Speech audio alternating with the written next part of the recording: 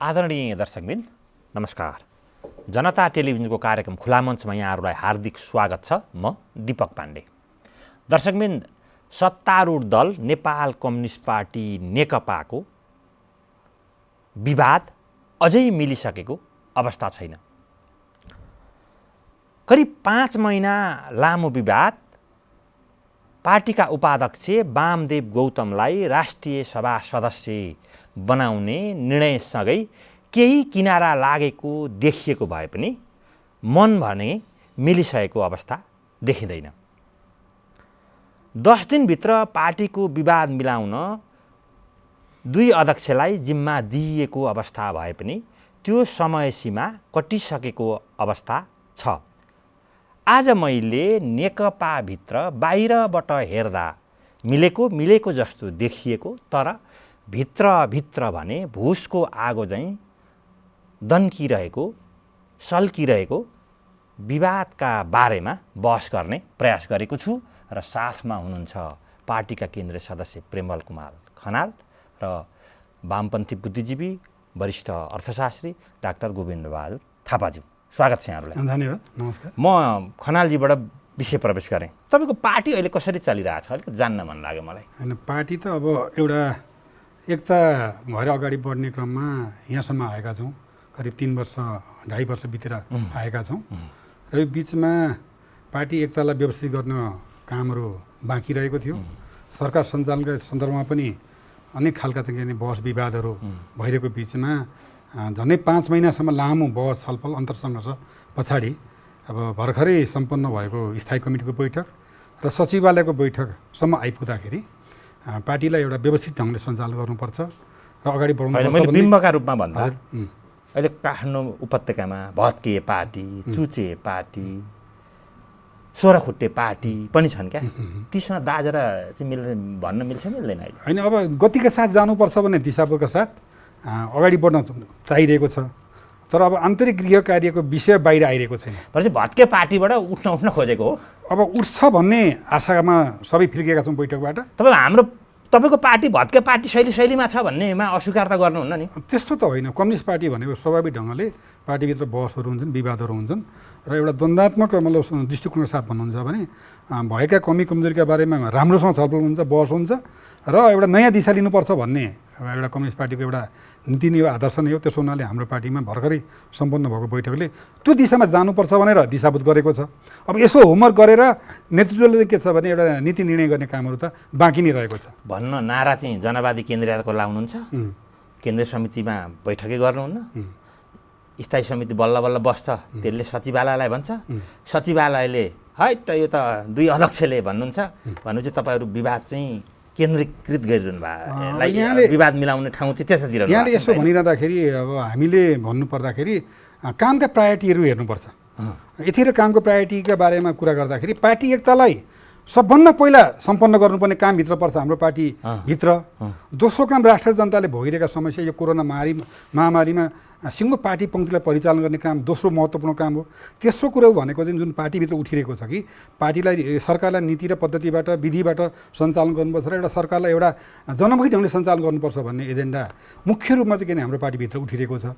तर यहाँले अघि भने जस्तै 8-10 दिनभित्रमा पनि त्यो खालको गति आइरहेको छैन। र अब पहिलो एजेन्डा के भयो भने सरकार फेरबदल हुने अनि मन्त्रालय तपाईँको के छ भने चाहिँ घटाउने र बढाउने खालको कुराहरू आउँदा चाहिँ अलिकति जनतामा चाहिँ एक खालको चाहिँ मेसेज अझै पोजिटिभ पार्टीमा पद प्राप्तिको विषय चाहिँ प्रतिष्ठामा जोडिएको बनिरहेको त देखियो नि त होइन? त्यसो नीति सिद्धान्त विचार भन्ने तपसिलका कुरा हुन्, यी त भन्ने पुराना हुन् भन्ने गीत जस्तो देखियो कि देखिएन? त्यसो हुनाले त नेतृत्वले यतिखेर के विचार गर्नुपर्छ भने जनताको भावना, जनताको अपेक्षालाई पुरा गर्ने गरी नै हाम्रो कामहरू अगाडि बढाउनुपर्छ। त्यसो गरिँदाखेरि पार्टी एकता चाँडो होस् भन्ने जनताको चाहना छ।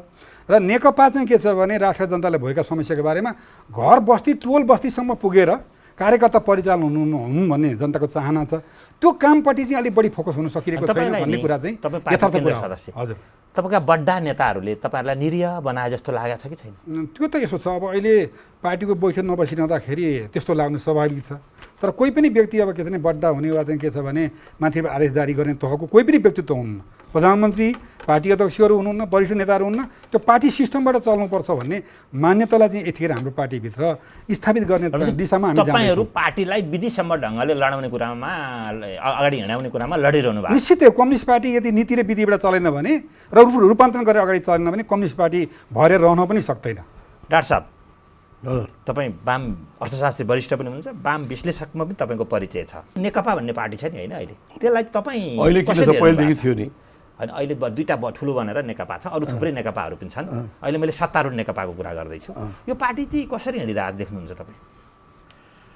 अब यो उफ्रिँदै छ कि बामे सर्दैछ कि उफ्रिँदै छ कि बामे सर्दैछ कि? मैले कस्तो देखिरहेको छु भने मलाई एकपटक प्रचण्डले भनेको जाने म सम्झन्छु कि उहाँले यो चाहिँ शान्ति प्रक्रियामा आइसकेपछि जब चाहिँ यो मूलधारका त्यतिखेरका पार्टीहरूसँग लामो छलफल बहस यो हुँदाखेरि जब चाहिँ ढिलो भइरहेको थियो, काम सम्पन्न हुन सकिरहेको थिएन, उहाँले के प्रतिक्रिया दिनुभयो भने यो शान्तिपूर्ण राजनीति चाहिँ भनेको चाहिँ यो द्वन्द्वात्मक चाहिँ राजनीतिभन्दा चाहिँ गाह्रो हुँदो रहेछ भन्न एउटा प्रतिक्रिया दिनुभएको थियो अघि। त्यस्तै अहिले यहाँ यो चाहिँ के भएको छ जस्तो मलाई अनुभूति भइरहेछ भने यो अब चुनावको मुखमा चाहिँ पार्टी एकीकरण गर्ने, ठुलो कम्युनिस्ट पार्टी बनाउने र कम्युनिस्ट पार्टीले चाहिँ यो तपाईँको बहुमत वा सकिन्छ भने 2/3 बहुमत ल्याउने भन्ने कुरामा बहुत चाहिँ सजिलोसँग चाहिँ एकीकरण भयो पार्टी। तर त्यो एकीकरणसँग लिएर आउने जनस्तरदेखि केन्द्रीय स्तरसम्मलाई चाहिँ त्यसलाई एकाकार गराउनु पर्ने काम चाहिँ यो चाहिँ तपाईँको साह्रै कठिन हुँदो रहेछ भन्ने महसुस है यतिखेर भइरहेको छ जस्तो मलाई लाग्छ। म यहाँ जोड दिउँ, तपाईँको हेराइमा, डाक्टर साहबको हेराइमा चाहिँ यो पार्टी, अघि मैले एउटा बिम्ब प्रयोग गरेको थिएँ नि भत्के पार्टी भन्ने, यो भत्के पार्टीतिर देखिरहनु भएको छ कि सधैँ पार्टीतिर उन्मुख हुँदै गएको देख्नुहुन्छ? तपाईँले चाहिँ उदाहरण दिएको त्यो 16 खुट्टे पार्टी, भत्के पार्टी, अरू के पार्टी भन्नु, चुचे पार्टी भन्नुभयो, त्यो चाहिँ राजनीतिक पार्टीलाई त्यसरी चाहिँ तपाईँको अपमानित ढङ्गले भन्नु हुँदैन होइन। पार्टी चाहिँ तपाईँको चाहिँ त्यसरी भत्काउँदैन किनभने यो अहिले आएर चाहिँ तपाईँको जेसुकै भए तापनि यो विचारको आधारमा बनेको पार्टी हो, एउटा सिद्धान्तको आधारमा बनेको आशा गरौँ यो सधैँ पार्टीतिरै उन्मुख हुन्छ होइन, नभइकन सुकै छैन, पुनर्निर्मित हुन्छ भनौँ न। पुनर्निर्मित मात्रै होइन, निर्माण त भइसकेकै छ। यसलाई व्यवस्थित तरिकाले अलिकति चाहिँ गतिशील तरिकाले अगाडि बढ्न बाँकी छ, व्यवस्थित गर्न चाहिँ बाँकी हो। त्यसैमा ढिलाइ भइरहेकोमा तपाईँको चाहिँ यो व्यङ्ग्यात्मक टिप्पणी तपाईँले गर्नुभयो। तर राजनीतिक पार्टी, सत्तासीन राजनीतिक पार्टी, जनताले भोट दिएर जिताएको पार्टीलाई चाहिँ अनि चाहिँ 16 खुट्टे पार्टी, भत्के पार्टी, चुचे पार्टीको नामकरण उहाँहरूको व्यवहारका हेरेर मैले बिम्ब प्रयोग गरे हो। होइन, त्यो त तपाईँको चाहिँ यो सहिलो कुरा थिएन। मैले अहिले भने नि होइन, एउटा भिन्न किसिमको संस्कार, भिन्न किसिमको राजनीतिक चाहिँ संस्कृति, भिन्न किसिमको चाहिँ रणनीतिमा आएका दुईवटा पार्टीहरू मिलेर जाने भन्दाखेरि चाहिँ यो त्यति सहज, त्यति सजिलो जुन सहज ढङ्गले उहाँहरूले मिलापत्र गर्नुभयो नि सुरुमा, तर त्यसरी उहाँहरूले त्यो आफ्ना फुलबुट्टाहरू भर्दै जान त सक्नु भएन नि त। यो त नसकेको होइन, धेरै जसो त नि यो एकीकरणका कामहरू सकिएका छन्, केही कामहरू बाँकी हुन्, त्यसलाई चाहिँ यो 10 दिनभित्र चाहिँ सक्ने भनेर भने हो। तर 10 दिन नागिसक्यो, त्यसमा केही प्रगति भएको छैन। त्यहाँभित्र चाहिँ पूर्ण एकीकरण नभइन्जेलसम्म दुईवटा चाहिँ भिन्न धारका पार्टीहरू मिलेर चाहिँ सिङ्गो र एकदम कन्सोलिडेटेड पार्टी बनाउनको लागि चाहिँ यो काम सम्पन्न नभइन्जेलसम्म यो कुरो गाह्रै हुन्छ। फागुनदेखि नेकपा वामदेव गौतमलाई राष्ट्रिय सभामा लाने कि नलाने भन्ने विषयबाट विवाद सुरु भएको नेकपामा अहिले पछिल्ला दिनमा उहाँलाई राष्ट्रिय सभामा पनि लगियो। यो विषय अहिले फलै अदालतमा विचाराधीन अवस्थामा छ। तर पार्टी 10 दिनभित्र चाहिँ सर्लक्क मिलाउने, त्यसलाई चाहिँ एकदम मनसाई गरेर सर्लक्क पारेर ल्याउने भनिएको थियो। तर 10 दिनको सीमा पनि काट्यो। अरू थप विवादहरू पो प्रवेश गरे। उहाँले अघि भन्नु मन्त्रालय फुटाउने, पद सद बाँड्ने, यसरी पो मिलाउन सक्यो भन्नुभयो। एउटा कुरा छ कि, एउटा कुरा के छ भन्नुहुन्छ भनेदेखि चाहिँ नि यो ढिलो भइसकेको छ, यसलाई चाँडै मिलाउनु पर्छ भनेर सचिवालय र स्थायी समितिको बैठकले चाहिँ यसको अर्जेन्सी महसुस गरेर होइन टाइम बाउन्ड गराउनु भयो, समय सीमा तोकियो। तर चाहिँ व्यवहारमा के भनेदेखि चाहिँ नि आफ्ना चाहिँ मान्छेहरू सबैलाई सुरक्षित राख्ने दुवै पक्षको त्यो चाहिँ रणनीति रह्यो। दुवै पक्षले आफ्ना मान्छे सुरक्षित राख्ने जो जहाँ अब अलिक अघि भन्नुभयो अब विचार समूह, अलि सभ्य भाषा विचार समूह भनौँ होइन, अथवा अहिले त गुट पनि चलन चल्तीको भाषा भइसकेको छ। मैले गुटहरू हाबी भए फेरि त्यहाँ गुटहरू हाबी भए भन्ने सलबल आयो भित्रको चाहिँ होइन कि दुईवटा पार्टीको आफ्नो आफ्नो कुरा आयो होइन, दुईवटा पार्टीको आफ्नो आफ्ना चाहिँ कुरा भनेपछि पूर्व माओवादी केन्द्र र पूर्व एमाले का विभिन्न समूह उपसमूहहरू अब त्यो भित्रको समूहको कुरा नगरौँ, त्यहाँ पनि अलिअलि होलान् छन् कि होला। तर के भनेदेखि उनीहरूले आफ्नो पोजिसनलाई, दुवै थरीले आफ्नो पोजिसनलाई अझ मजबुत बनाउने हिसाबले नेगोसिएसन गर्दाखेरि कुरो मिलिरहेको छैन जस्तो लाग्छ मलाई चाहिँ। भनेपछि अब टाउको चाहिँ यसो मितलाए जस्तो देखियो है यो पार्टी, त्यसो भए त मितलाए जस्तो भन्दा टाउको मात्रै ठोकिएको होइन, तलबाट पनि धेरै कुरा मिल्दै आएको छ। अहिले बाँकी रहेको चाहिँ केही कामले गर्दाखेरि मात्रै त्यस्तो भन्न मिल्दैन, किनभने तलबाट पनि धेरै मिल्दै आएको छ। जस्तै जिल्लामा तपाईँको चाहिँ नगरहरूमा अनि तपाईँको प्रदेशमा त्यो त मिल्दै आएको छ नि त होइन छ। र टाउको चाहिँ पनि पहिले मिल्यो, त्यसपछि तलबाट मिल्दै आयो। अब घाँटीनेर अलिकति घाँटी चाहिँ जो मिल्न बाँकी छ त्यो पनि अब यो पब्लिक घाँटी त अहिले कोरोनाको कुरा छ, सबभन्दा पहिला कोरोनालाई घाँटीमै अब त्यहाँ चाहिँ अलिकति चाहिँ गाह्रो परेको छ। तैपनि पब्लिक प्रेसरले र समय जति लिइरहनु भएको छ उहाँहरूले नि, त्यो समयको चापले पनि दबावले पनि उहाँहरू यो कुरो चाहिँ केही लेनदेनमा तलमाथि केही गरेर अब आजभोलि त फेसन छ नि एउटा प्याकेजमा निर्णय गरौँ भन्ने होइन, त्यही प्याकेजभित्र पारेर केही न केही गरेर निर्णय गर्नुहुन्छ होला भन्ने मलाई चाहिँ लाग्छ। प्रेमल सर, हजुर तपाईँहरूले यो मित लाउनु भएको हो कि बिहाबारी नै गर्नुभएको हो यो पार्टी दुईटा चाहिँ? होइन, त्यो त यसो छ, मतलब यो मित पनि होइन बिहाबारी पनि होइन, दुई पार्टीको एकता भनेको चाहिँ एउटा राष्ट्र र जनताको आवश्यकता बोध गरेर र हामी यहाँसम्म कसरी आइपुग्यौँ त भन्दाखेरि चाहिँ नि एउटा क्रान्ति सम्पन्न भएको छ र एउटा अर्को नयाँ क्रान्ति म यहाँ भन्दैछु, थोरै कुरा हुन्छ, अपनत्व हुन्छ, एकअर्काप्रतिको समर्पण हुन्छ, यो देखिन्न क्या तपाईँ सामाजिक सञ्जालहरू एकले अर्कालाई खुइल्याउने। दुई पार्टीका बिचमा मित लागत भन्नुभयो त्यस्तो होइन, दुई पार्टीले नै के छ भने एकताको आवश्यकता बोध गरेर र अब समाजवादी व्यवस्था स्थापनाको लागि समाजवादी क्रान्ति गर्नुपर्छ र यो पुँजीवादीहरूले बुर्जुवाले समाजवादी क्रान्ति गर्न सक्दैन, कम्युनिस्टहरूले गर्ने हो, वामपन्थीहरूले नै गर्ने, दुई ठुला पार्टी मिल्नुपर्छ भन्ने बोध भएर पार्टी एकता भएको होइन।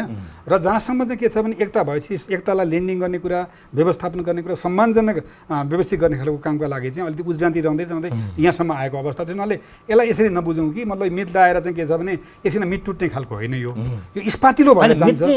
दिगो बनाएर चिनो साट्ने भन्छन् होइन हाम्रो परम्परागत रूपमा, त्यो भनेको त के छ भने साट्न सक्नु त्यो पार्टी एकता तपाईँहरूको त चिनुको रूपमा जुन विचार सिद्धान्त छ नि त्यो पो तपाईँ कुन चाहिँ भन्ने टुङ्ग्याउन नसकेर पनि समस्या। त्यो निश्चितै हो, पार्टी एकताको महाधिवेशन नभएसम्म र स्पष्ट एउटा दिशाबोध गरेर अगाडि नबढ्दासम्म यहाँले अघि भन्नु पनि, अब हामीले पार्टी एकता गऱ्यौँ, चुनावको बेला त्यो हतार गऱ्यौँ, तर अब कम्युनिस्ट पार्टीलाई सञ्चालन गर्ने हाम्रो रणनीतिक मतलब लक्ष्य के हुन्छ, राजनीतिक कार्यदिशा के हुन्छ, अहिलेको वस्तुगत अवस्थामा भनेर के छ भने हामीले हतार नगरिकन हतार गरेर के छ भने एकता गऱ्यौँ होइन। तर पार्टी एकता गरिसकेपछि चाहिँ के भने पार्टीको राजनीतिक कार्यदिशाका बारेमा बहस छलफल गरेर अब चाहिँ यसरी जान्छ है, अब नेपाली क्रान्तिलाई यसरी अगाडि बढ्नुपर्छ भन्ने बारेमा वर्ष कुनै ठाउँमा पनि यो तपाईँहरूको कुनै छलफल बहसै भएन क्या? यो दुईटा कुरा भयो, यसो भएन कि यसो भयो, नेतृत्वले पनि गरेन कि कार्यकर्ता पनि चाहे, सत्तामुखी त हुनु भएन तपाईँ? यसो भयो, पार्टी एकताको काम नसकिकन विचारको बहस अगाडि बढाउन हामी सकेनौँ। पार्टी एकता नचुनिँदा चाहिँ विचारको बहस भएन। विचारको बहस भनेको के हो त भने अब समाजवादी क्रान्ति गरेर देशमा समाजवाद स्थापना गर्नु छ, त्यसका लागि यो कम्युनिस्ट पार्टीले त्यो खालको विचारको खोजी गर्नु जरुरी। अहिलेसम्म हामी के गर्यौँ भने समाजवादको उन्मुख जनताको जनवाद भनेर यहाँसम्म आएका छौँ। हिजोको जबज र 81 शताब्दीको जबजलाई ल्याएर फिटिङ गर्ने काम गरेका छौँ, तर अहिलेको वस्तुगत धरातलमा वास्तवमा नेपाली क्रान्तिको राजनीतिक कार्यदिशा के हो भन्ने बारेमा हामीले बहस गर्न सकिरहेका छैनौँ। त्यसले पनि समस्या आएको छ भन्ने खालको कुरा हो। र अब कसैले त जनताको बौद्धिक जनवाद जानुपर्छ, कसैले चाहिँ 81 शताब्दीको जनवादै ठिक छ पनि भनिरहेछन्। अब जनताको जो बहुल्य जनवाद भन्नुहोस् वा 81 शताब्दी जनवाद भन्नुहोस्, अब हिजोको यो पुँजीवादी क्रान्तिका लागि अथवा सामन्तवादलाई अन्त्य गर्नको लागि बनाएका कार्यक्रमहरू थिए। हामीले पुँजीवादी क्रान्ति सम्पन्न गरेका छौँ र चाहिँ के छ भने सामन्तवादलाई ढाल्ने काम गरेका छौँ। अब ती कार्यक्रमहरू त एउटा के छ भने इतिहास भएको अवस्था छ र हामी अब नयाँ क्रान्तिको चाहिँ मलाई थालनी गर्दैछौँ भने चाहिँ अहिलेको धरातलमा रहेर हामीले क्रान्तिको कार्यक्रम तय गर्नुपर्ने अवस्थामा यतिखेर नेकपा तपाईँलाई यो विषयमा आउँछ। डाक्टर साहब, यो सरकारलाई मूल्याङ्कन चाहिँ कसरी गर्ने त? अब यो मन्त्री परिषद पुनर्गठनको कुरा पनि भइरहेछ होइन? अब पार्टीका दुईटा नेताले पार्टीलाई स्पिरिट ढङ्गले चाहिँ ड्राइभ गर्न नसकेको कुरा पनि उठिरहेछ। पाइलटले प्लेन चाहिँ को पाइलट र पाइलटले प्लेन चाहिँ अब सुरक्षित अवतरण गराउन नसकेको, तपाईँको यो बौद्धिक चस्माले कस्तो देख्छ त्यो कुरा?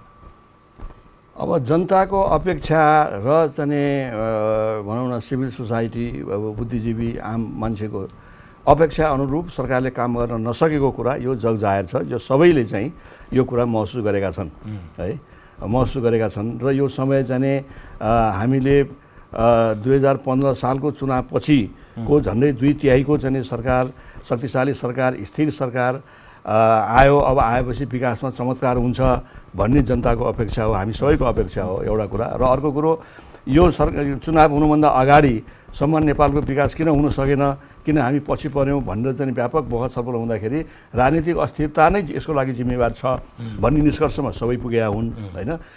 र अब यो चुनाव भइसकेपछि जुन राजनीतिक स्थिरताको यसले चाहिँ सङ्केत देखायो र चाहिँ स्थिर सरकार अब बन्छ, राजनीतिक स्थिरता अब भयो, अब विकासले चाहिँ कति लिन्छ भन्ने जुन किसिमको आम अपेक्षा थियो, हाम्रो पनि जुन अपेक्षा थियो, त्यो बमोजिम काम हुन नसकेको चाहिँ सबैले स्वीकार गरेको कुरा हो। यसमा के सरकार मात्रै दोषी हो कि त्यो सरकारलाई चलाउन नसक्ने पार्टी पनि दोषी हो कि के चाहिँ हो यो? अब यो यसमा एउटा कुरा चाहिँ मलाई चाहिँ कस्तो लाग्छ भनेदेखि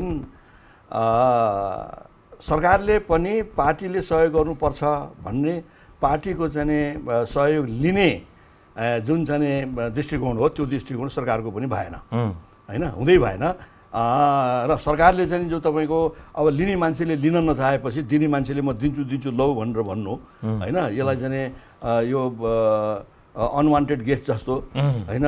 अब पछिल्लो कालमा गएर मात्रै अलि हस्तक्षेपै भयो, अलिक यो तरिकाले हुँदैन भनेर पार्टीले चाहिँ हस्तक्षेप गर्यो होइन। तर सुरुमा चाहिँ भन्दाखेरि चाहिँ अब लिने मान्छेले त्यसरी भनौँ न, प्रधानमन्त्रीलाई बनाइसकेपछि प्रधानमन्त्री सिस्टम पार्टीले त्यसरी हात पाउने बाँध्ने गरी हस्तक्षेप गर्न पाउँछ? हात पाउने बाँध्ने भने होइन, तर चाहिँ पार्टी त छ नि त्यहाँ, पार्टीको बलले चुनाव जित्या त हो नि, पार्टीको चाहिँ चुनावी घोषणापत्र त छ नि। अनि बालुवाटा अथवा प्रधानमन्त्री केपी ओली निकटस्थहरूको गुनासो के छ भने पार्टीले हामीलाई सहयोग गरेन, सरकारलाई यो मेरो सरकार हो भन्ने फिलिङ्सले कामै गरेन भन्ने उहाँहरूको गुनासो मैले तपाईँलाई सापट्टि लिएर सुनाएको। उहाँहरूको गलत हो, त्यो सङ्कीर्णता हो।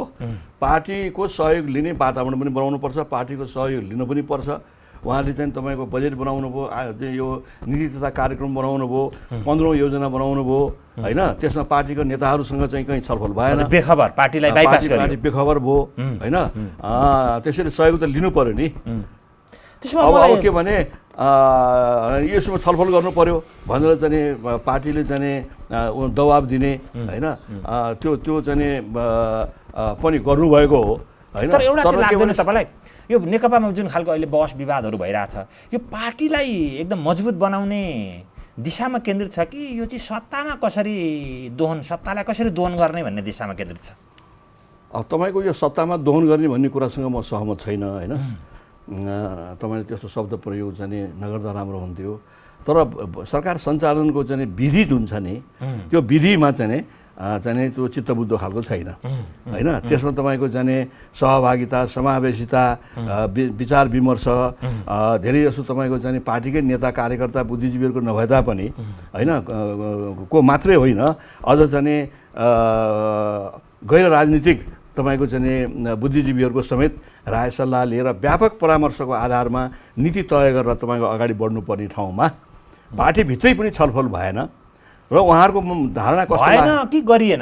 उहाँले चाहिँ त्यो चाहनु भएन, गर्नु भएन, प्रधानमन्त्री ओलीज्यूले चाहनु गर्नु भएन। र अरूको त त्यहाँको भित्रको अरू सचिवालयको त कुनै कुरा गर्नु मतलबै भएन होइन। तर मुख्य कुरा प्रधानमन्त्रीको कुरा हो। प्रधानमन्त्रीमा एउटा के देखियो भने म पर्याप्त छु, हरेक विषयमा म पर्याप्त छु, मलाई कसैको चाहिँ जो राय सल्लाह परामर्श सुझावको आवश्यकता छैन, ती सबैभन्दा म नै जान्दछु भने अब मैले सरकार चलाएपछि त चाहिँ जो योभन्दा उत्तम सरकार त अरू हुनै सक्दैन भन्ने किसिमको दृष्टिकोण सोचाइ त्यो रह्यो, जुन कुरो गलत भयो।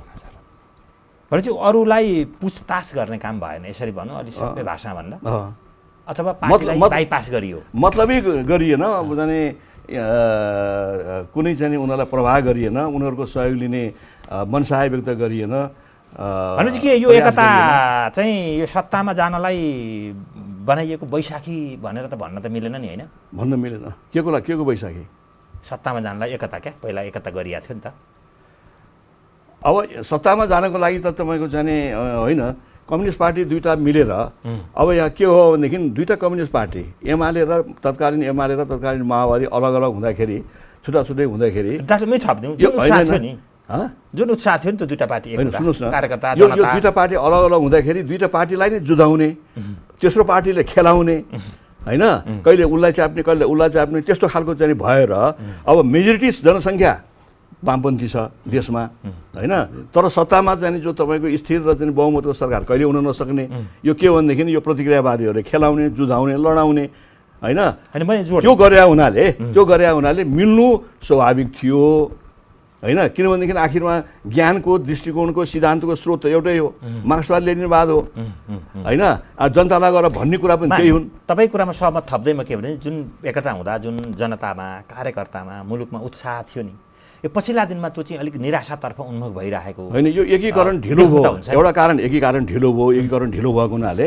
पार्टीले फुल स्पिडमा तपाईँको जाने जनस्तरमा जुन जानुपर्ने एउटा त्यो कारणले चाहिँ पनि अलिकति मान्छेमा सन्तुष्टि चाहिँ हुन सकेन दोस्रो कुरा सरकारको काम गराइमा होइन पार्टी स्वयंले हामी सत्तामा छौँ भन्ने खालको फिलिङ पार्टीका चाहिँ अधिकांश मान्छेहरूले सुखानुभूति भन्छ नि होइन त्यो चाहिँ हामी सत्तामा छौँ भन्ने किसिमको अनुभूति कसैले पनि गर्न पाएनन् कसैले नभनौँ तर चाहिँ ठुलो एउटा तबकाले चाहिँ गर्न पाएन होइन त्यो हुँदाखेरि नेता कार्यकर्ता अब समर्थक शुभेच्छुक मतदाता तिनीहरूको पनि गुनासो रह्यो अनि मैले फेरि पनि यहाँलाई भने नेकपामा नि सत्ता नै सबै थोक भन्ने खालको धारणा चाहिँ सबै पक्षमा त्यसरी विकास भएको देख्नुहुन्छ कि हुन तपाईँ अब राजनीति गर्नेहरूले सत्ता चाहिन्छ आफ्नो नीति कार्यक्रम कार्यान्वयन गर्नको निमित्त भन्नु त स्वाभाविकै हो जोगी हुनलाई राजनीति गरेको राजनीति गरेको होइन सत्तामा तपाईँलाई एउटा उदाहरण दिन्छु हेलिकप्टर दुर्घटना परेर मनमोहन चाहिँ तपाईँको टिचिङ अस्पतालमा बेडमा बस्या बेलामा पनि अहिले राजीनामा गर छोड यस्तो गरेर राजनीति कुरा गर्न पाइन्न सन्चो भएपछि आएर जवाब दिन्छु भन्न पाइन्न भनेको पनि हामीले देखेकै हौँ त्यो त एउटा कुरूप दृश्य भन्नाले पार्टीहरू भनेपछि सत्तामा जान लालायित हुँदा रहेछन् तर पनि एउटा नैतिकता इमान्दारिता हुन्छ नि त होइन नेपालको राजनीतिमा अहिले चाहिँ तपाईँको सबभन्दा चाहिँ उपेक्षित व्यवस्था गरिएको असान्दर्भिक ठानिएको भनेको कुरा नैतिकता हो होइन नैतिकताको सँगसँगै के पनि हो भने जनताप्रतिको संवेदनशीलता होइन जनताप्रतिको तपाईँको जाने जिम्मेवारीपन होइन यो कुरामा पनि यो पनि सङ्कटको कुरा छ सङ्कट छ होइन प्रेमल सर पार्टी केन्द्रीय सदस्य भएका नाताले ड्राइभ गर्न तपाईँको पनि भूमिका हुन्थ्यो होइन त्यो पार्टी कसरी चलिरहेछ भनेर तपाईँ यसो रमिते हुने अवस्थामा हुनुहुन्छ है होइन अब अघि जुन यहाँले जिएस रामले डाक्टर साहब पनि के कुरा राखिसक्नु भएको छ अब यो चाहिँ हाम्रो विगतको निकट विगतको चाहिँ के छ भने छलफल भयो यो बारेमा त पार्टीभित्र पर्याप्त रूपमा स्थायी कमिटीमा सचिवालयमा छलफल भइसकेको छ पार्टी ठिक ढङ्गले नचलेको सरकार ठिक ढङ्गले नचलेको सरकार एउटा ओरिएन्टेसनबाट नचलेको समाजवादी बाटोमा हामी जानुपर्ने अनिवार्य छ तर त्यो समाजवादी ओरिएन्टेसनलाई चाहिँ सरकारले आत्मसात गर्न सकेको पार्टी विधिबाट पद्धतिबाट सञ्चालन नभएको एक खालको मनोमानी ढङ्गले चलेको बैठक नभएको यी सबै कुराको बारे समस्या भएको छ तर अब सवाल के मात्रै छ भने यहाँ अहिले हामी के कुरामा बसमा जानुपर्ने भएको छ नि पार्टी अब यसरी चल्दैन है यसरी चलाउने के गर्नुपर्छ मलाई त्यो त्यसमा त अब हामी अहिले के निष्कर्षमा आएका छौँ भने पार्टीलाई नीति र विधिबाट र रूपान्तरण गर्ने नीति विधि र रूपान्तरण नगरिकन कम्युनिस्ट पार्टी अब अगाडि बढ्न सक्दैन भन्ने कुरामा त स्थायी कमिटीले निष्कर्ष निकाल्यो त त्यो निकालेपछि अब के भयो त नीति भन्ने बित्तिकै हामीलाई के चाहिएको छ भने आज जनमुखी ढङ्गले सरकार सञ्चालन गर्नु परेको छ समाजवादी दिशामा सरकारले के छ भने आफ्नो नीति कार्यक्रम लिएर जानु परेको छ त त्यसको लागि के हुनु पर्छ भने पार्टीभित्र बहस छलफल हुनुपर्छ तर भइदियो के भने चुनाव जितिहाल्यौँ हुर्र सरकारमा गइहाल्यौँ तर कस्तो कार्यक्रम लिएर जाने भन्ने बारेमा पार्टीभित्र बहस छलफल भएन हेर्नुहोस् यो एउटा समस्या भएको अनि त अब हाम्रा कुराहरू जनताका कुराहरू पार्टीभित्र राख्नको लागि बैठक आएन गर्नु पर्थ्यो टाइममा बैठक तपाईँहरूलाई लाग्दैन कहिले कि हामीले नेताहरूलाई देवत्वकरण गऱ्यौँ त्यसकारण पार्टी समस्यामा पर्यो होइन अब यसो त्यो नाममा पर्खेर हेर्ने तपाईँ मात्रै गयौँ पार्टी पङ्क्ति नेतृत्वले चाहिँ विधिबाट चल्छ कि पद्धतिबाट चल्छ कि पार्टी चलाउँछ कि भनेर पर्खेर हेर्ने खालको कुराहरू भयो यहाँभित्र विद्रोह भएन अनुशासन छ हेर्नु हाम्रो कम्युनिस्ट पार्टीभित्र अथवा नि तपाईँहरू स्वयं पनि हस्तक्षेपकारी भूमिका भन्दा विभिन्न गुट विचार तर हामीले त माग गर्यौँ है यहाँले सुन्नुभयो कि भएन दुई पटक नेताहरूलाई नै कही छाता मात्रै ओड्ने क्या तपाईँहरू पनि त्यसो होइन दुई पटक त्यसमा रमाउने क्या तपाईँहरू पनि कमिटीका सदस्यहरूले स्थायी कमिटीका सदस्यले बैठकको माग गर्नु पर्यो त त्यो भनेको के हो भने नेतृत्वलाई चुनौती हो अब पनि पार्टी यसरी तपाईँहरू सञ्चालन गर्नुपर्ने हुन्छ भने यो मान्य छैन हामीलाई भने स्थायी कमिटीका 20 जना मान्छेहरूले र हामी 40-50 जना 52 जना केन्द्रहरूले त्यो बैठकको माग गरेपछि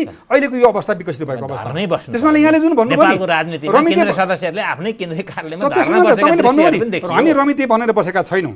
हामी केन्द्र नेतृत्वलाई ठिक ट्र्याकबाट अगाडि बढोस्, ठिक ट्र्याकबाट पार्टी सञ्चालन होस्, सरकार सञ्चालन होस् भन्ने दिशामै हामीले के छ भने नेतृत्वलाई खबरदारी गरिरहेका छौँ। साँचो अर्थमा भन्नुहुन्छ भने पछि मलाई यति भनिदिनुहोस्, यो पार्टी बन्छ भन्ने चाहिँ यो कार्यक्रमबाट होइन, हामी त आत्मविश्वास छौँ। हेर्नुहोस्, हामी आत्मविश्वास छौँ। लिडरसिपले देखिरहेको छैन भने नि अब त्यो देखाउनको लागि हामी लाग्छौँ। नीति विधि र रूपान्तरण गरेर नेपाल कम्युनिस्ट पार्टीलाई अहिलेको अभिभावक पुरा गर्न सक्षम पार्टीको रूपमा र जनताले आशा पनि गरिएको छन्। अब विकल्प छैन। तपाईँहरूको 10 दिनभित्र केही आएन त त्यसो हुनाले चाहिँ तपाईँले जुन ढङ्गले अहिले मलाई एउटा खालको चिन्तन गरिनु भएको छ नि, ठिक ल्याउनु भएको छ। हामी किन जनताको सेवक पार्टी भएको हुनाले पनि जनताको तहबाट आएका अपेक्षालाई यहाँले जो जिज्ञासा राख्नु है, तपाईँको जिज्ञासा एकदम राम्रो छ। हेर्नुहोस्, भनेपछि तपाईँहरूले अब तपाईँहरू दुईवटा ठुला नेता हो, तपाईँले गरेका सबै कुरामा हामी साँच्चै किनाराका सदर हुन्छौँ भन्ने तपाईँहरू सन्देश चाहिँ अब दिनुहुन्न होइन। लिडरसिपले दुईजनाको कुरा हुँदैन, पार्टीलाई कमिटी सिस्टमबाट पद्धति सिस्टममा उहाँलाई होमवर्क गर्न दिएको हो। त्यो प्रस्ताव लिएर आउनुहोस् भनेको ढिलाइ भइरहेको छ, यति नै कुरा हो। त्यसले त झन् त निराशातिरै लग्यो नि त। फेरि मलाई भन्नुहुन्छ भने मैले अघि नै भनिसकेको छु, कामको प्रायोरिटी लिडरसिपले देखेन भनेदेखि समस्या त आउँछ। जस्तो तपाईँको पार्टीमा समस्या छ होइन, कहाँ समस्या भयो भने नि सरकारमा को जानेर चाहिँ बस्ने अनि मन्त्रालय फुटाउनेर चाहिँ मतलब बोल्ने कुरामा बस गयो क्या। पहिला काम के गर्नु पर्थ्यो नि, पार्टीको त काम चाहिँ टुङ्ग्याउनु पर्थ्यो क्या, होइन? अनुशासन आयोग छ। हेर्नुहोस्, आज पार्टीभित्र अनुशासन त्यो पनि त तपाईँको यो आफ्नो समूह, तपाईँहरूले विचार समूह भन्नुहुन्छ, हामी पत्रकारहरूले गुट पनि लेख्छौँ। त्यसलाई ठुलो बनाउने, आफूलाई सबल बनाउने क्या, आफू हाबी बनाउने। पार्टीका कार्यदल बनेका छन्, विभिन्न आयोग बनाउने, विभागहरू पूर्ण गर्ने अनि जनसङ्ख्याहरू एकता गर्ने बारेमा कार्यदलले रिपोर्ट दिइसक्यो। तर त्यो पोको खोल्ने काम भएन क्या माथि केन्द्रीय तहमा। अहिले हाम्रो गुनासो यो मात्रै हो। आफू पोको खोल्दाखेरि आफूलाई किच्छ कि पोकोले भनेर हो कि? त्यस्तो पनि होइन होला लिडरसिपको कुराहरू, त्यस्तो त होइन। तर अर्जेन्सी बोध गर्नु पऱ्यो क्या लिडरसिपले। अनि मात्रै हामी के छ पार्टी कार्यकर्तालाई कहाँ जनताको सेवामा परिचालन गर्न सक्छौँ। अब पार्टी एक्लै भएको छैन, टुङ्गिएको छैन भन्ने अर्थ लिनु पऱ्यो। र शासित पनि पालिकाका कमिटीहरू बैठकहरू सञ्चालन हुनु पऱ्यो, नियमितबाट जानु पऱ्यो। त त्यो काम त्यो कुरा केले रोकेको छ? त्यसो भने त कामको प्रायोरिटीलाई पहिला हामीले हेर्नु त्यो कुरा चाहिँ के को छ? मैले अहिले फेरि जोड्नु, तपाईँले फेरि ल्याउनु भयो। सबैको ध्यान चाहिँ त्यो सिंहदरबारको 4 किलोमिटर भित्रै त्यसलाई चाहिँ यसो गर्नुपर्छ भएको होइन। सेकेन्ड एजेन्डामा राखेर पहिला पार्टी यताको काम सकेर अनि त्यसपछि जाउँ भन्ने गरेको भए यति धेरै। तर हेर्नु देख्नु भएन 8-9 दिनसम्म 2 जना अध्यक्ष बालुवाटारमा बस्नुभयो, तर कुरो मिलेन भन्ने कुरा आइरहेको छ क्या, होइन? अन्तिममा भोलि बस्ने गरी फेरि उठेर खालको कुरा। त्यसमाले पहिला कुन चाहिँ काम मुख्य प्रायोरिटी हो त्यसरी ध्यान दिएको भए हल हुन्थ्यो होला भन्ने हामी अनुमान गर्न सक्छौँ। केन्द्रीय सदस्य के छ भने मेरो पार्टीले प्राथमिकता नै देख्न सकेन। अब यो पनि एउटा कुरा चाहिँ हो, तर चाहिँ नेताहरूले कुन ढङ्गले लिए त्यो पनि एक किसिमको चाहिँ मलाई चाहिँ ठिकै लागेको हो भनेदेखि चाहिँ नि सरकारले यो 2.5 वर्षको पर्फर्मेन्स चाहिँ सन्तोषजनक भएन र यो सन्तोषजनक हुन नसक्नुको कारणमा चाहिँ पार्टी पनि भएन नि, दुइटै भएन हैन? मन्त्रीहरू चाहिँ जो इफेक्टिभ खालका मन्त्रीहरू भएनन्। त्यसैले बाहिर चाहिँ जुन राम्रा नेताहरू छन् तिनीहरूलाई चाहिँ मन्त्रालयमा ल्याएर सरकारलाई अलिकति प्रभावकारी बनाउनु पर्यो भन्ने कुरामा उहाँहरूले आतुरता देखाउनु भयो, होइन? किनभने बाहिर चाहिँ असन्तुष्टि छ, सरकारले काम देखाउन सकेन र अब चाहिँ यो बाँकी अवधिमा चाहिँ काम देखाउनु अथवा यसलाई पार्टीभित्र उठेका असन्तुष्टिलाई सामसुम पार्नलाई क्या? सामसुङ चाहिँ पार्ने भन्दा पनि काम देखाउनेलाई नै भनौँ न। त्यो सामसुङ पार्ने भन्दा किन उहाँले मलाई मन्त्री किन दिनुहोस् भनेर त कसैले भन्न हिँडेको छैन। मन्त्री बनेपछि तर के भने प्रभावकारी ढङ्गले काम गर्ने जुन चाहिँ काम देखाएका नेताहरू चाहिँ चुनाव जितेर आएका छन्, 2-3-2.5 वर्षदेखि बाहिर छन्, होइन? अहिले भएका मन्त्रीहरूले काम देखाउन सकेनन् भने तिनलाई ल्यायो भने काम देखाउँथे कि भन्ने एउटा चाहिँ कुरालाई उहाँहरूले प्रायोरिटीमा लिनुभयो। अब यो लिँदा चाहिँ यस्तो भयो, अब त चाहिँ तपाईँको चाहिँ यो 2 नेताको भेट भयो भन्ने कुराको न्युज नै बन्न पनि छोड्यो र त्यो न्युज बने पनि कसैले चाहिँ त्यसलाई हेर्न र चासो लिने पनि छोडे, होइन? अब के यो कसरी गयो भन्नुहुन्छ भने उपाध्यायताहीनको अवस्था अहिलेसम्म नवैन्जेलसम्म त उपाध्यायताहीन नै भयो, है? तर यहाँ कस्तो देखिन्छ भने 2 नेताले आफ्ना मान्छेलाई चाहिँ जो एउटालाई पनि चाहिँ हटाउन नचाहने अनि 2 थरीले त्यसो गर्ने अनि नयाँ मान्छेलाई मती ल्याउँदाखेरि चाहिँ मन्त्रालय फोर्ने चाहिँ प्रस्ताव लिएर आउने, त्यो भयो क्या। त्यसैले कुरो के हुनु पर्थ्यो भने प्रभावकारी मन्त्री को छ को छैन भन्ने कुरा दुइटै बसेर मूल्याङ्कन गरेर मान्छे जसका परे पनि होइन मान्छे जसका परे पनि काम देखाउन नसक्ने चाहिँ मन्त्रीलाई चाहिँ निकालेर अनि नयाँ मन्त्री चाहिँ लिएर आउनु पर्थ्यो र त्यहाँ पनि विधि स्थापित नगरेका कारण पार्टी समस्या होइन त्यहाँ पनि तपाईँको चाहिँ पार्टी एकीकरणको चाहिँ आभास आउनु पर्थ्यो क्या होइन एक पक्षले चाहिँ आफ्नो मान्छेलाई जोगाउने र चाहिँ जो पर्फर्मेन्स राम्रो नभए पनि त्यसलाई कायम राख्न खोज्ने दुवैजनाले त्यसो गरेपछि त एकीकरणको सन्देश पनि गएन एकीकरणको आभास पनि आएन त्यसमा त्यसैले मान्छेको क्वालिटीको आधारमा क्षमताको आधारमा चाहिने मेरो अर्काको नभनिकन मान्छेको क्वालिटीको आधारमा चाहिँ तपाईँको सोझो भाषाभन्दा पूर्व कोटरीहरू चेप्ने काम भइरहेछ है कोटरी पनि साह्रै नेगेटिभ कुरा हो त्यो कोटरी नभनौँ आफ्नो पक्ष भनौँ न होइन यति भलादिन त हामी बन्न सक्छौँ नि होइन त्यसमा अब ठिक छ पक्ष अब शब्दका आफ्ना आफ्ना रूपहरू हुन्छन् होइन अब आशा चाहिँ कहाँ गर्न सकिन्छ त अब अलिकति हामीले निराशाको कुरा गऱ्यौँ यहाँ होइन आशा चाहिने यो अहिले चाहिँ व्यापक मात्रामा सरकारको पर्फर्मेन्स चाहिने चित्तबुद्ध भएन भन्ने असन्तुष्टि जुन व्यापक रूपमा आर्थिक रूपमा पनि जोडेर भनिदिनुहोस् यो कुरो होइन आर्थिक फाँटमा पनि 2.5 वर्षमा बहुमतको त्यो पनि चाहिँ एकदम सुविधाजनक बहुमत भनौँ कि अथवा 2/3 नजिकको बहुमत भनौँ यो सरकार जाँदाखेरि तपाईँको चाहिँ अविस्मरणीय काम यो एउटा गर्यो है भन्न सक्ने काम भएन भन्नु न रेलका गाडीका थुप्रै कुरा यस्तो अब तपाईँ हामी चाहिँ चन्द्रमामा स्पुटनिक अथवा रकेटै पठाउँछु भनेर भन्नुहोस् आम जनताको चासोको कुरा आम जनताले आवश्यकता महसुस गरेको कुरा त्यो कुरालाई चाहिँ एड्रेस गर्यो भने अनि पर्फर्मेन्स देखिन्छ होइन हामी माथि उठेका अहिले सबभन्दा फेरिस्टहरू सरकारी पक्षधरहरूले गरिरहनु भएको छ अहिले सबभन्दा चाहिँ हृदय विदारक स्थिति के हो भने कोरोनाले भारतमा चाहिँ तपाईँको बन्दाबन्दी सुरु गरेपछि सारा मान्छे लाइन लगाएर भोकै चाहिँ 100 किलोमिटर पैदल हिँडेर चाहिँ घर आए तर घर आउँदाखेरि तपाईँको तिनको चाहिँ 2 महिना पनि तिनीहरू टिक्न सकेनन् होइन हामी बरु चाहिँ रोगले मर्छौँ तर भोकले मर्न सक्दैनौँ भनेर फेरि त्यतिकै लाइन लगाएर चाडबाडको मुखमा जानु परेको छ होइन यहाँ प्रधानमन्त्री रोजगार कार्यक्रम भन्ने आयो के कार्यक्रम कहाँ आयो ती मान्छेलाई त्यहाँ कसरी किन जान दिएको थियो होइन तिमीलाई हामी खुवाउनै पर्ने पार्टीले पनि त केही चाडबाड मान्ने चाहिँ व्यवस्था हामी यहीँ गर्छौँ तिमीहरू नजाओ राम्रो देखिएन नि त्यो होइन इन्डियामा अझै पनि तपाईँको दिनको 80, 82, 85, 90 हजार मान्छे चाहिँ तपाईँको सङ्क्रमित भइरहेको छ नेपाली भन्दा मुगलान जाने क्रम रोक्न सकिन्छ अझै पनि यहाँ आएको 2 महिना भाषण फेरि फर्केर जानुपर्ने अवस्था किन पार्ने त्यो संवेदनशीलता भएन त्यो चाहिँ तपाईँको जनताप्रतिको सोझो भन्नु राज्य चाहिँ अथवा सरकार चाहिँ जनताप्रति उत्तरदायी देखिएन सोझो भन्नु डाक्टर साहब होइन सोझो भन्नु त यसले देखाइगयो नि होइन यसले देखाइगयो नि त्यस्तै तपाईँको बाढी पहिरो अभिभावकत्व ग्रहण गरेन बाढी पहिरो पीडित जति मान्छेहरू छन् तिनीहरूको अवस्था के छ त्यो थाहा छैन सरकार के गरेर बसेको छ डाक्टर साहब मलाई त्यो भनिदिनु पर्यो तपाईँले सरकार के गरेर बसेको छ आज चाहिँ तपाईँको नयाँ पत्रिकाले ब्यानर लाइन मुख्य हेडलाइन दिएको छ सरकार सुतेर बसेको छ तपाईँको पनि निष्कर्ष फिल्डमा मैले तपाईँको पनि निष्कर्ष सरकार सुतेर बसेको छ नै हो गर्न भनेर अलिक छटपटाएको देखिन्छ तर परिणाममा त केही देखिएको छैन होइन मैले फेरि अघि पनि आशा भने त्यो सरकारबाट मुलुक बन्छ भन्ने आशा गर्न सकिन्छ कि सकिँदैन सकिन्छ कसरी सकिन्छ भने अब अहिले चाहिँ यो नन पर्फर्मिङ अध्यक्ष मन्त्रीहरूलाई सब निकालेर इफेक्टिभ प्रभावकारी खालका अनुभव केही भएका र चाहिँ अलि सिनियर मान्छेहरूलाई केही समय अघि त प्रधानमन्त्री नै हटाउनुपर्छ भन्ने कुरा पनि उठाएको थियो तपाईँ पनि त्यही मतमा हो कि होइन अहिले अब त्यो नजाउँ त्यो तपाईँ चाहिँ नफर्क्यौँ त्यतापट्टि नफर्क्यौँ किनभने प्रधानमन्त्री हटाउनुपर्छ भने फेजबाट पार्टी क्रस भइसकेको छ होइन र पार्टीले निर्णय गरेर तपाईँ चाहिँ 5 वर्ष सरकार चलाऊ हुन्छ नि एकजना अध्यक्षले चाहिँ पार्टी चलाउने भन्ने निर्णय पार्टीले नै आधिकारिक रूपमा गरेर यहाँ आइसकेपछि व्यवस्थापन गर्यो पार्टीले गर्यो होइन भनिसकेपछि 5 वर्ष चाहिँ सरकार अस्थिर नबनाउने सरकारको मुख्य मान्छे त्यतातिर नजाने भन्ने कुरा त भइसक्यो हुनाले फेरि यो प्रश्न उठाउनु जरुरी छैन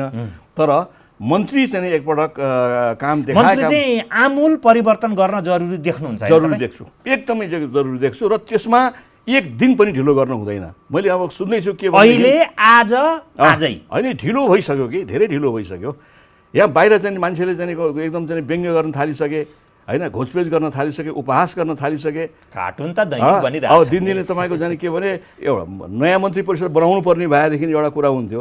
सायद प्रतिपक्ष अलिक सशक्त भइदिएको भए यो सरकारलाई अलिक गाह्रै पर्थ्यो होला होइन। अहिले सजिलो चाहिँ के भइरहेछ भने प्रतिपक्षको राजनीति त तल तल तल तल गएर अब त्यो चाहिँ जो पहिलेको प्रजा परिषद जस्तो चाहिँ होला भन्ने भइसक्यो होइन। अब तिनीहरूमा कुनै चाहिँ जो जोस जाँगर पनि छैन, जनतालाई आकर्षित गर्ने नीति कार्यक्रम पनि छैन। उनीहरूको आफ्ना प्रवृत्ति, उनीहरूले आफ्नो विगतमा गरेका कामहरूको चाहिँ पृष्ठभूमिबाट हेर्दाखेरि उनीहरूप्रति जनता फर्काउनु पर्ने चाहिँ अवस्था रहेन होइन। तर त्यो प्रमुख प्रतिपक्षको बिग्रँदो र बिग्रेको हालतबाट पनि सत्तासीन पार्टीमा दबाब भनौँ न, प्रतिपक्ष सशक्त नभइदिएको कारण पनि यो सरकारलाई अहिले हाइसन्चो भइरहेको छ। भने अब तपाईँ हामी जाने हामीभन्दा बिग्रेको अर्को भएपछि हामीहरू त बिग्रने हाम्रो स्कोप छ भन्ने हुँदो रहेछ। त्योभन्दा त एक स्तर भयो भने माथिल्लै भर्याङमा छु म भन्ने। हामी बिग्रने स्कोप छ हाम्रो, अझै पुगेको छैन, अझै बिग्रने भन्ने खालको चाहिँ मानसिकता हो कि जस्तो चाहिँ देखियो कि होइन भने एकदम टाइट गरेर चाहिँ प्रतिपक्षले गरेको भए काम गर्नुपर्छ, देखाउनुपर्छ भन्ने हुन्थ्यो नि। उहाँले अलिक तस्बिर चाहिँ सहजले प्रस्तुत गर्नु भएन। पार्टी त सरकार त फेरि तपाईँकै पार्टीको त हो नि होइन। जनतासँग के भनेर जानुहुन्छ त?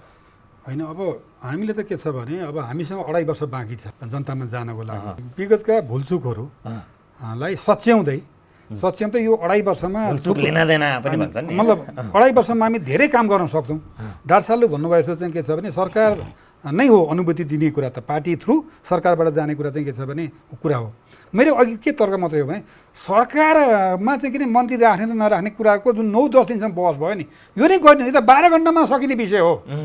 नीतिबाट गयो भने त सबै मन्त्री फेर्ने हो भने ओके, इट्स ओके होइन, चाहिँ चलाउन नपाउने भन्ने कुरा। सबै मन्त्रीलाई प्रधानमन्त्री बाहेक 5 जना चाहिँ चलाउन नपाउने। म भन्दैछु सबै मन्त्री फेरेर जाने भने इट्स ओके, कुनै समस्या भएन। वा 2 वर्ष वा 2.5 वर्ष चाहिँ मतलब चाहिँ व्यतीत भएका मतलब के छ भनेलाई सबलाई चाहिँ गर्ने भन्दा नि 2 वर्ष पुगेकालाई मतलब चाहिँ ब्याक गरेर नयाँ मान्छे डाक्टर साहबले भन्छ रिफ्रेस मान्छे लाने, राइट म्यान राइट प्लेस गरेर पनि जान सकिन्थ्यो। यतिका लागि 9-10 दिनसम्म व्यवस्था गर्नु पर्दैन नि त। र यो विषय सरकार फेर्ने कि नफेर्ने भन्ने बारेमा यो राष्ट्रिय न्युज बनाउने विषय होइन। यो पार्टीको आन्तरिक मामलाको विषय बनाउनु पर्थ्यो। तर जसरी यसले मिडियामा आएको छ नि, यसले गर्दा आज ब्युरोक्रेसी चलिरहेको छैन। फल्ला मन्त्री पनि गइहाल्ने, ऊ पनि गइहाल्ने, किन काम गर्नु पर्यो भनेर ब्युरोक्रेसीभित्र के नै अस्थिरता ल्याउने काम भइरहेको छ। हेर्नुहोस्, जसले हाम्रो पार्टीको लिडरसिपको कार्यशैलीको पनि मतलब चाहिँ प्रश्नको आइरहेको छ। यो विषयलाई आन्तरिक मामलाको विषय बनाउनु पर्थ्यो। दैनिक बालुवाटारमा यस्तो छलफल भयो उस्तो छलफल भयो भन्ने मिडियाले भन्ने। मैले एउटा कम्प्लेन पनि गरेँ। सुन्नु न, मैले के कम्प्लेन पनि गरिसकेको छु भने डाक्टर दिलीराज खनालको आयोगले के भनिरहेको छ त भने खर्च कटौती गर्ने, 3-4 खरब पैसा खर्च कटौती नगरिकन यो देशको अर्थतन्त्रलाई बचाउन सकिँदैन भनेर उहाँले भनिरहनु भएको। मतलब मन्त्रालय चाहिँ बढाउने भनेर चाहिँ मिडियाले भने, अन्त मिडियाले झुट कुरा गरेर भनेर म भनिरहेको छु, प्रतिवाद गर्यो। हाम्रो पार्टी त्यसमा हाम्रो पार्टीको हाम्रो सरकार नीति नै होइन मन्त्रालय बढाउने, खर्च बढाउँछ वर्ष मन्त्रालय बढाएपछि यो नीति होइन। त त्यसो हुनाले यी कुरा भयो भने आन्तरिक मामला विषय बनाउनु पर्थ्यो। त्यसमाले डाक्टरले जुन ढङ्गले अर्जेन्सीको कुरा गर्नुभएको छ, सरकार इमिडिएट गठन मतलब के नै मतलब एउटा नयाँ परिवर्तन गरेर यो बैठक पछाडि सरकारले नयाँ ढङ्गले काम गरौँ भन्ने मेसेज दिनुपर्ने छ। उहाँले भने ठिक छ। मैले के तर्क राखिरहेको छु भने यसलाई आन्तरिक मामलाको विषय बनाएर पार्टी एकता र जनताको राहत उद्धारमा पार्टी कार्यकर्ता परिचालन गर्ने कुरा चाहिँ यतिखेर के छ भने मुख्य विषय पनि हो भन्ने कुरा मैले राख्न चाहिरहेको छु। र मलाई चाहिँ के छ भने जनता पार्टी पनि छ तपाईँको। हजुर, तर जनताको काम पार्टीले पनि गरेको देखिँदैन क्या। केन्द्रीय सदस्य हुनुहुन्छ तपाईँ, त्यसमा त पार्टीले परिचालन चाहिँ नेताहरू दोषी देख्नुहुन्न। 8 लाख पार्टी कार्यकर्ता परिचालन गर्नुपर्छ। एउटा गर्ने कसले? पार्टीले भन्नु पर्यो नि त, पार्टीले गर्नु पर्यो नि त। तपाईँको क्षेत्रीय समिति पनि छ होइन, प्रदेश कमिटीहरू छन्, त्यसो त हाम्रो प्रदेश वडा कमिटीहरू छन्, तपाईँका चाहिँ गाउँपालिका कमिटीहरू छन्, नगरपालिका कमिटी छन्, महानगरपालिका कमिटी छन्, सबै चाहिँ सक्रिय हुन तपाईँलाई के रोक्या छ? कतिपय त एकताको कामै भएको छैन, कतै तल स्थानीय तह जतिमा त ठिक छ। बैठक बस्नु पर्यो, पार्टी कार्य परिचालन गर्नु पर्यो, जनचेतना अभियान सञ्चालन गर्नु पर्यो, दुःख पाइरहेका मान्छेलाई चाहिँ हामीले राहत उद्धार के दिनुपर्छ, कसरी खाना खुवाउने हो, कसरी भोकमरीबाट अन्त्य गर्ने हो, रोजगारीका कुराहरू ल्याउनु पर्छ। गर्न त केले छेक्यो? त्यसमाले पार्टीले त सिङ्गो मेकानिजमलाई परिचालन गर्नुपर्ने हुन्छ नि त। त्यो काममा चाहिँ अलिकति गतिरोध आएको कुरा त यथार्थ हो नि। काम गर्न पनि सरकारले त राम्रो प्रोफेस गरेर पार्टी चलाउने कुरामा चाहिँ रोक्यो केले?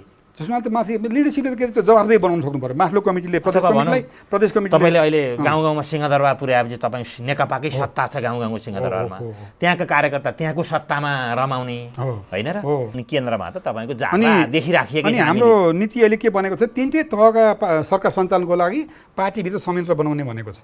त्यो बनाएर जानु पर्यो। जस्तो अब भनौँ न प्रदेश तहको सरकार, स्थानीय तहको सरकार परिचालन यसो भनौँ पार्टीमाथि सत्ता हाबी छ तपाईँ कहाँ? त्यसो भन्दा अब त्यो खालको देखिएको थियो, पार्टी बेखबर भएको थियो हिजो सरकार सञ्चालनका क्रममा। तर अस्तिको बैठकले के भन्यो भने होइन है, पार्टीले हरेक विषयहरू, सरकारका हरेक विषयहरू जानकारी पाउने, थाहा पाउने र सरकारले गर्ने महत्त्वपूर्ण निर्णयहरू पार्टीभित्र छलफल र निर्णय भएर मात्रै सरकारले। मैले जोड्न किन खोजेको भने यहाँ सिंहदरबार केन्द्रको मात्रै कुरा बाहिर आइरहेछ, तर तपाईँको पार्टीमा सत्ताको विवाद चाहिँ पालिका, नगरपालिका, महानगरपालिका, प्रदेश सरकार र केन्द्रसम्ममा छ क्या। तलको कुरा मात्रै त्यति नआएको भनेपछि तपाईँको पार्टी सत्तामाथि कि पार्टीमाथि भन्ने पार्टीले सरकार सञ्चालन गर्नुपर्छ। तिनवटा तहको तल पनि स्थानीय तहमा व्यतिथिहरू आएको छ, राम्रा काम पनि भएका छन्, तर धेरै व्यतिथिका कुरा पनि आएका छन्, त्यसलाई पार्टीले निगरानी गर्नुपर्छ भनेर एउटा पार्टी संयन्त्र बनाउनुपर्छ भन्ने कुरा त यसपालिको बैठकले निष्कर्ष निकालेको छ। त स्थानीय तहका हाम्रा सरकारहरू पार्टी बिग्रिँदैछ भन्ने कुरामा चाहिँ तपाईँहरूलाई आत्मबोध भइसक्यो होइन? भइसकेर त हामीले के निष्कर्ष निकाल्यौँ भने अब सरकारलाई जथाभावी सञ्चालन गर्नु हुँदैन है, पार्टीको संयन्त्रबाट, पार्टीको कमान्डबाट सञ्चालन गर्नुपर्छ भने त निष्कर्ष त आयो त, यसपालिको बैठकबाट आएको छ त। र तपाईँलाई म अहिले पनि भनिदिन्छु, हाम्रो बुदा नम्बर तपाईँको चाहिँ के छ भने बुदा नम्बर 9मा के निष्कर्ष निकालेको नि भनिदिनुहोस् त। प्रदेश सरकार र स्थानीय तहको सरकार सञ्चालनका लागि पार्टीको संयन्त्र बनाएर प्रभावकारी रूपमा स्थानीय सरकारहरू सञ्चालन गर्ने भन्ने निर्णयभित्र परेको छ त। अब संयन्त्र निर्माण गर्नु पर्यो। पार्टीबाट निर्वाचित जनप्रतिनिधिहरू बेलगाम भए बेलगाम भए त्यसलाई चाहिँ पार्टी संयन्त्रले परिचालन गर्नुपर्छ भन्ने कुरा त हामीले बोध गऱ्यौँ त, हामीले निर्णय गरेका छौँ। यसलाई अब क्रियान्वयन गराउनु पर्यो, लागू गर्नु पर्यो, यो काम भने बाँकी रहेको छ। त्यो कसरी कार्यान्वयन गर्ने कुरामा तपाईँहरूको पार्टीमा अहिले प्रसव वेदना होइन भन्दा नि त्यो दिशामा जाँदैछ। प्रसव वेदनाबाट हामी छटपटेर हामी आइसक्यौँ। त्यो 6 महिनासम्म हामीलाई प्रसव वेदना भयो। अब हामी बाहिर आएर पार्टीलाई थिति र पद्धतिबाट सञ्चालन गर्ने भने के भने संयन्त्र सञ्चालन गर्ने हो। अब त्यो गाउँपालिकाको मेयरले अथवा नगरपालिकाको मेयरले अब के जथाभावी होइन कि पार्टीको नोटिसमा पार्टीको जानकारी, गाउँपालिकाको अध्यक्षले पार्टीको प्रमुख परिचालन गर्दैन। अब पार्टीको त्यहाँको पार्टी कमिटीको प्रमुखले गाउँपालिकाको अध्यक्ष परिचालित गर्छ। प्रमुख होइन, पार्टी संयन्त्रले। त्यसभित्र अब कुन पर्छ हटेभर होइन, पार्टी संयन्त्रबाट स्थानीय सरकार सञ्चालन हुन्छन् भन्ने मान्यतालाई हामीले स्थापित गरेका छौँ। र त्यसभित्र आचार संहिताका कुराहरू जनप्रतिनिधि भएपछि के गर्नुहुन्छ, के गर्नु हुँदैन, नेतालाई बोल्नै नपाउने पनि नियम ल्याउनु भएको छ क्या तपाईँहरूले। होइन बोल्न त यसो हुन्छ हेर्नुहोस्, अब के आलोचना भन्ने गर्नै नपाउने। व्यक्ति मलाई चरित्र मलाई चाहिँ के छ भने का बाहेक व्यक्तिले गरेका कमी कमजोरी त पनि हुनुपर्छ त। हाम्रो पार्टीमा त्यो त छ त, त्यो कुरा बोल्नै नपाउने हो कि पार्टीभित्र कुरा राख्न किन नपाउने, पाइहाल्छ नि। सार्वजनिक तेजोवध गर्न पाउने कुरा, चरित्र हत्या गर्ने काम गर्नु हुँदैन, कमी कमजोरी त हुनेर जानुपर्छ। उहाँले अलिकता अब पार्टीले हस्तक्षेप गरिसक्यो, अब पार्टीले भने बमोजिम सत्ताहरू चल्छन् भने, मैले सत्ताहरू जोडेँ तलसम्मका, त्यो देख्नुहुन्छ तपाईँ? अब नेकपा त्यो दिशातर्फ उन्मुख हुन सक्छ? विपरीत दिशामा नगइन्जेलसम्म त्यसलाई विश्वास गर्नुपर्छ। जब फेरि पनि चाहिँ तपाईँको सत्ताले पार्टीलाई टेर्न वास्ता गर्न जब छोड्छ नि, माथि यहाँ प्रधानमन्त्रीमा मान्दिनँ भन्नु पर्यो, तल प्रदेश मुख्यमन्त्री होइन, तल गाउँपालिका नगरपालिकाका प्रमुखहरूले म मान्दिनँ नभनुन्जेलसम्मलाई आशै गरौँ। मुखले भन्नु परेन, व्यवहारमा चाहिँ जो पार्टीलाई वास्ता नगर्ने, पार्टी कमिटीलाई वास्ता नगर्ने, विधानलाई वास्ता नगर्ने भए पनि मुखले चाहिँ नभन्दाखेरि पनि आखिरमा व्यवहारमा त त्यही देखिने भयो होइन। त्यसैले त्यो कुरो अब नहोला कि भन्ने अपेक्षा गरौँ। तर अब चाहिँ त्यो त भविष्यमा के हुन्छ त्यो भविष्यले मात्रै बताउने कुरा भयो। एउटा कुरा अब महाधिवेशन गर्ने कुरो आएको छ, त्यहाँ कुरो के गर्नुभयो भनेदेखि के उठ्नुपर्ने जस्तो मलाई लाग्न थाल्यो भने नि, म नै पार्टीको अध्यक्ष हो, म नै प्रधानमन्त्री हो भनेपछि मैले गरेको सबै काम पार्टीले गरेको ठहरियो। अध्यक्ष भएको हुनाले, म अध्यक्ष भएको हुनाले मैले गरेको काम पार्टीले गरेको हुँदैन भन्ने ढङ्गले कुरा जान थाल्यो क्या होइन। त्यसो होइन। अब चाहिँ के भने पार्टीको अध्यक्ष रहने, उसले चाहिँ समग्रमा उसले चाहिँ मूल्याङ्कन गर्ने। अब नेकपामा पार्टीको अध्यक्ष प्रधानमन्त्री हुन नपाउने नियम ल्याउनु पर्छ भन्न नपाउने होइन कि नपाउने भन्न त्यस्तो के गर्ने, अलग अलग चाहिँ हुनुपर्ने जस्तो देखियो।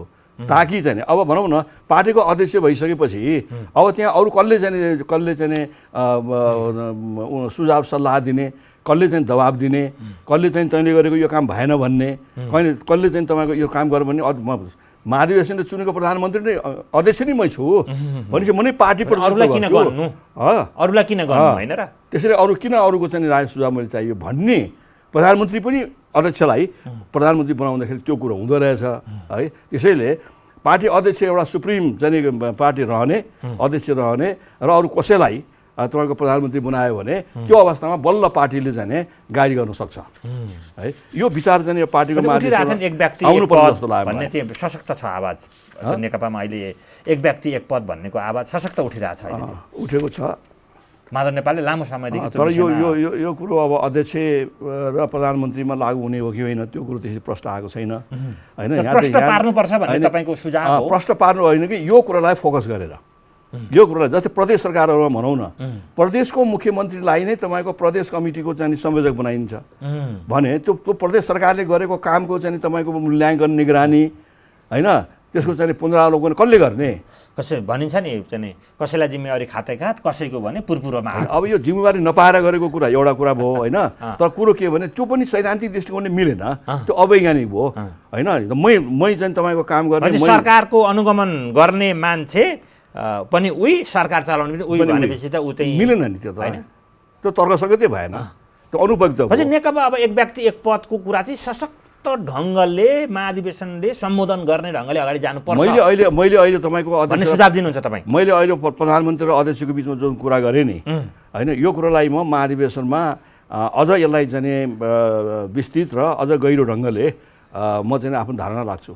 महाधिवेशन अब हामी कार्यक्रमको अन्तिममा महाधिवेशन यो चैत अन्तिममा गर्ने भनिएको छ, हुन्छ नेकपाको महाधिवेशन आशा गरौँ? अब भोलि हुने कुरालाई ठ्याक्कै हुन्छ त भन्न चाहिँ होइन, कसरी भन्ने शुभकामना नहुने शङ्का नहुने गरिकन शङ्का उठ्ने अवस्था बाहेक अहिलेसम्म चाहिँ त्यस्तो शङ्का गरिएको छैन, सङ्केत आएको छैन, हुन्छ नै भनेर मान्नुपर्छ।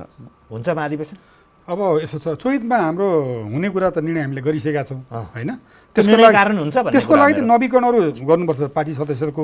तपाईँलाई आत्मविश्वासभित्रबाट मैले यसै भन्नुहोस् त होइन त्यति बेला महाधिवेशन हुन्छ कि हुन्न होला? अब गत माघकै बैठकले यो फैसला गरेको चैतमा गर्ने भनेर पार्टी नेतृत्वले चाहिँ धेरै कमी गर्दै गर्दा यसो अहिले अब कोरोनाको महामारी कारणले पनि कतिपय कुराहरू आजको दिनमा बसेर के छ भने मैले भन्नु त चैतमा महाधिवेशन हुनुपर्छ भन्ने नै कुराहरू हो। श्रीलङ्कामा चुनावै भइसक्यो, त्यसो त्यो कुनै समस्या भएन त्यो बारेमा। तर के भने पार्टी महाधिवेशनका लागि गर्नुपर्ने तयारीका काममा त लाग्नु पर्यो नि त। म एउटा कुरो भनिदिउँ हजुर महाधिवेशनको बारेमा। दुईटा अध्यक्षलाई तोकिएको टाइममा महाधिवेशन जाने हुँदा हाम्रो अनुकूल हुन्छ भन्ने महसुस उहाँले गर्नुभयो भने महाधिवेशन अथवा दुईटा मध्ये एउटाले प्रभावकारी मान्छेले त्यस्तो महसुस भयो भने चाहिँ हर हालतमा महाधिवेशन हुन्छ, नत्र अरूले टाउकोफोरी पनि हुँदैन। धन्यवाद तपाईँहरू कार्यक्रममा आइदिनु भयो त्यसका लागि। धन्यवाद। आदरणीय दर्शकमित्र, तपाईँहरूलाई पनि धन्यवाद छ कार्यक्रम हेरिदिनु भयो। आजलाई हामी कार्यक्रमबाट बिदा चाहन्छौँ। तपाईँ जनताद्वारा जनताका लागि प्रसारित जनता टेलिभिजन हेरिरहनुहोस्। नमस्कार।